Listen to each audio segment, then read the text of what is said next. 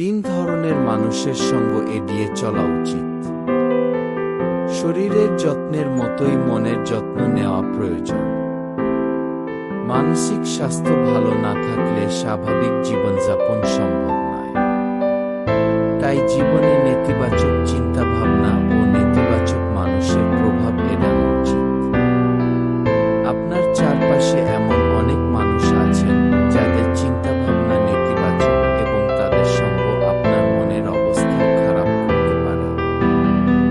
তবে নেতিবাচক মানুষ চেনার কিছু লক্ষণ রয়েছে যা আপনাকে সতর্ক থাকতে সাহায্য করবে।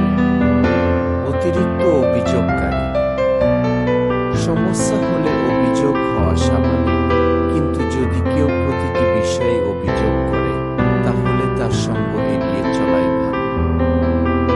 এসব মানুষ সাধারণত সন্তুষ্ট হতে পারেন না এবং পরিস্থিতির সঙ্গে মানিয়ে চলার মানসিকতা রাখেন না। চিরকাল সমালোচক।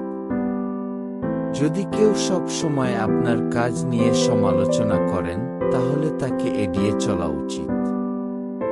কাজের সমালোচনা স্বাভাবিক, তবে যদি কেউ সব সময় ভুল খুঁজে বের করে এবং স্বার্থপর মনোভাব দেখায় তখন তা আপনার মানসিক স্বাস্থ্যের পক্ষে খারাপ।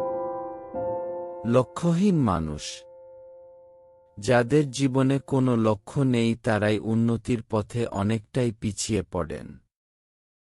যদি আপনি নিজেকে এগিয়ে নিতে চান তবে লক্ষ্যহীন মানুষের সঙ্গ থেকে দূরে থাকাই শ্রেয়।